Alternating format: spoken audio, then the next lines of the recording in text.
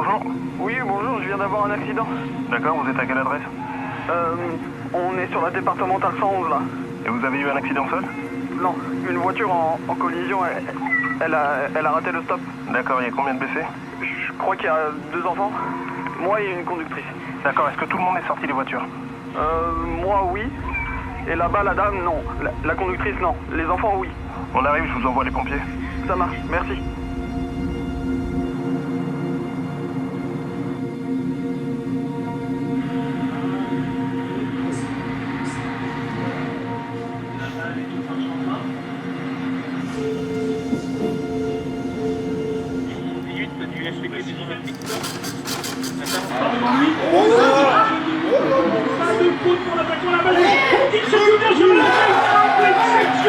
C'était pas par la route.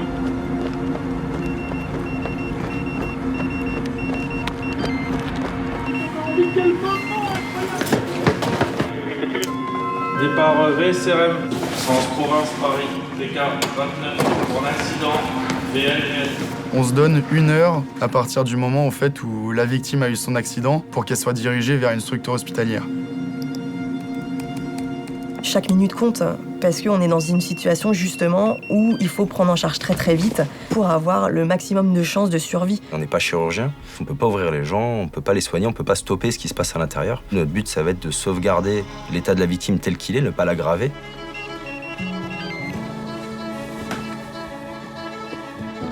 Nous, au niveau pompier, la seule partie sur laquelle on peut intervenir, c'est notre partie d'extraction de victimes. Une des incarcérations il y a 30 ans, une des incarcérations aujourd'hui, on a dû diviser par 2 ou par 3 le temps pour les mêmes chocs, ça c'est sûr. Province Paris, ok. Sur mes premières interventions, je me souviens, les anciens nous disaient « Ah, ce soir, eh bien, on risque de faire les accidents de la route parce que les gens vont partir en week-end avec des fois des familles à bord d'un véhicule et qui prenaient des risques inconsidérables. »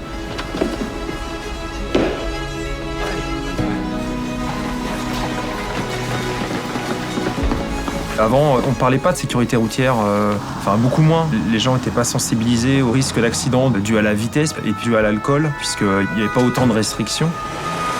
Ok, on est les gars. Les ceintures, au début, c'était pas obligatoire. Hein.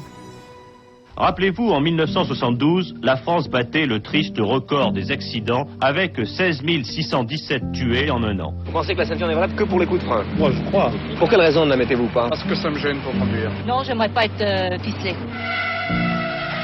Vous pensez que le 50 km/h, ça va changer la mentalité des automobilistes? Ça va les énerver plutôt qu'autre chose. Certainement. Vous roulez à combien? Moi, avec 210 quand je peux. Pour réduire l'hécatombe sur les routes, ceinture obligatoire, limitation de vitesse, alcotest, mais on n'avait jamais vraiment conçu une voiture où le souci de la sécurité est la première préoccupation. Or, cette voiture a été mise en chantier par la régie Renault. Nous sommes aujourd'hui le seul constructeur à utiliser une ceinture de 60 mm de large pour diminuer les pressions sur la paroi thoracique. La collaboration avec Renault nous permet d'avoir des véhicules de nouvelle génération, donc ceux que vous achetez aujourd'hui en concession. Donc on permet de les avoir en avance et de pouvoir travailler dessus. Et le jour J, d'être opérationnel en intervention, quoi. C'est un véritable plus. Ces voitures-là, c'est des voitures d'essai. Hein. Ça permet de découper des voitures qui sont récentes. D'ailleurs, quand on commence à donner le coup de cisaille dans le montant du dernier espace, ça nous fait mal au cœur parce qu'on se dit qu'on aurait bien voulu l'avoir chez nous aussi, quoi. Quand on arrive en intervention, on peut trouver des QR codes Renault sur les véhicules accidentés. Et en fait, ça nous donne la carte d'identité du véhicule. On se base sur les gens qui ont le savoir, qu'on va parler de l'expérience de nos formateurs. Ces personnes-là, vous nous apportez les billes, en fait. On rebondit sur nos erreurs et on fait des erreurs en manœuvre pour justement ne pas les reproduire sur les interventions. Oui.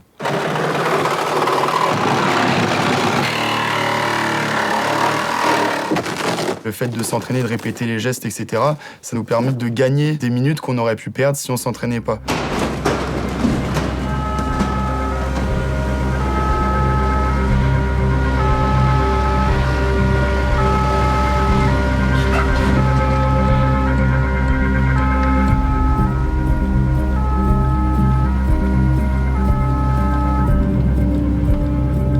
Au-delà de ça, Renault nous invite à tout ce qui est validation des fiches d'aide à la décision sur leur nouveau modèle. Donc on a un pompier effectivement des Yvelines qui travaille avec eux. Donc c'est pour ça que sur certains véhicules, il est un peu incliné. C'est juste en fonction du gabarit du véhicule et de notre capacité après d'accès. D'avoir un pompier déjà sur place donne déjà ce regard un peu pompier, même à la création du véhicule.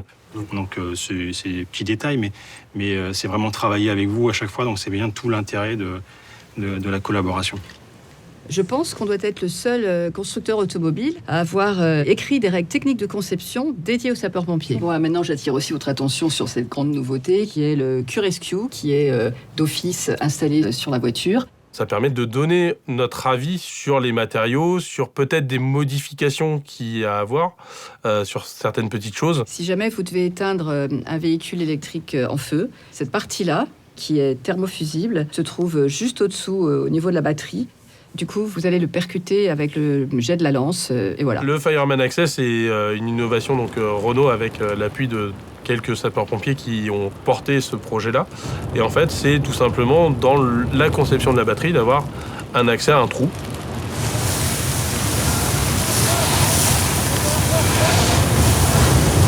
On va la noyer et le fait de la noyer, là par contre, on va être efficace et on va pouvoir éteindre le feu. Aujourd'hui, un véhicule d'une autre marque, pour éteindre ou refroidir sa batterie, donc il faut 42 000 litres d'eau. Ça nous mobilise des moyens pendant 2, 4, 5, 6 heures, ça dépend des batteries. Aujourd'hui, le Fireman Access nous permet en quelques minutes de noyer la batterie et d'éviter d'y passer beaucoup trop de temps. Oui, ce serait avantageux que les autres constructeurs aient cette même démarche parce que une nouvelle fois, ça pourrait nous permettre d'anticiper. Toutes les secondes qu'on va pouvoir gagner sur intervention, c'est des secondes qui vont être mises à profit pour la sortie de la victime et la prise en charge rapidement de cette victime par une équipe médicale.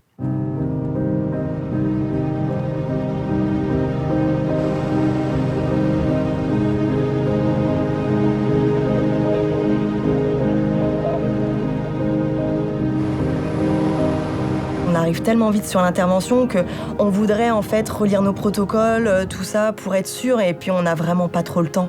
On est vraiment dans l'adrénaline.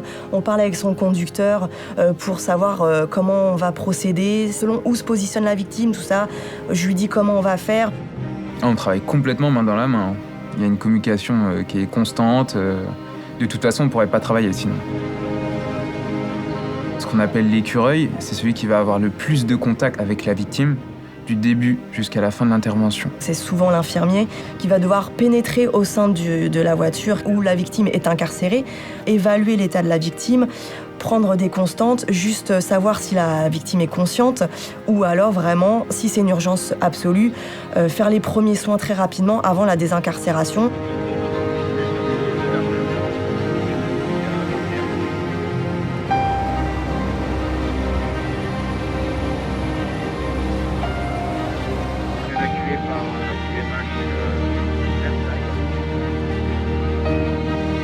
Moi, personnellement, quand j'interviens, j'arrive à faire abstraction de ce qui se passe, du contexte, prendre en charge la victime, que ce soit un enfant, une femme, un homme, qu'elle soit enceinte, âgée, peu importe.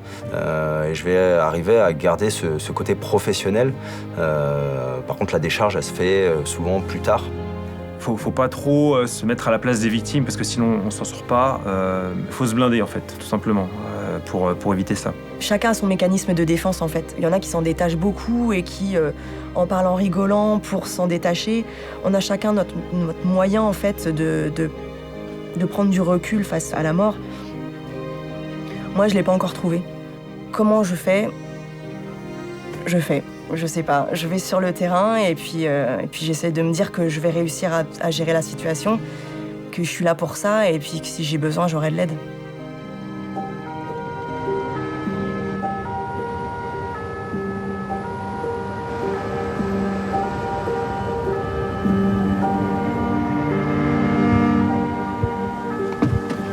On prendra l'ensemble du matériel de secours. Reçu.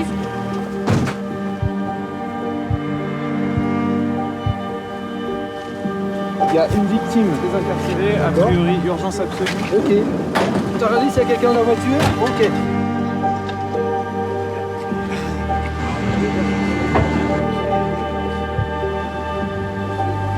Bonjour madame, je m'appelle m'appelle Laure, je suis pompier. Voilà, on est bien sur une Clio 5. On fera une sortie de longitudinale à l'arrière. Comment ça va, madame? Laure, elle est au contact de la victime. Elle est consciente? Elle est consciente. Ventile. Je suis allée aux nouvelles, hein. Vos enfants vont bien. Ils sont pris en charge actuellement par les pompiers, ne vous inquiétez pas. D'accord, donc vous allez entendre des bruits et vous allez voir plusieurs personnes s'agiter autour de vous, n'ayez pas peur.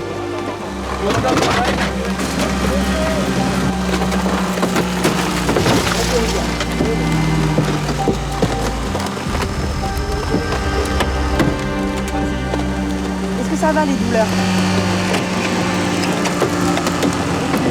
On va procéder à l'extraction de la victime. Vous enlevez vos gants de travail. On va passer en gants propres. Rémi au bassin, passe Alexandre, prends les épaules, Damien, prends les autres épaules. Vous allez sortir dans de bonnes conditions rapidement. Équipier, vous êtes prêts? Vous allez sortir, hisser la victime sur le plan dur.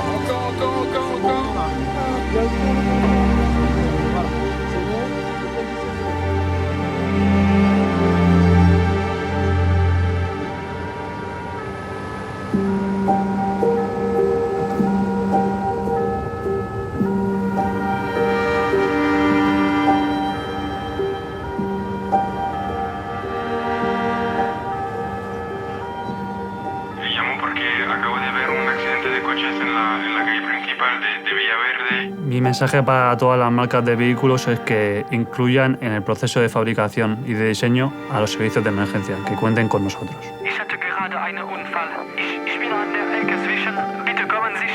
Die Zusammenarbeit mit Renault ist sehr, sehr wertvoll für uns als Feuerwehren. I think Renault set a little bit of a challenge to the other manufacturers.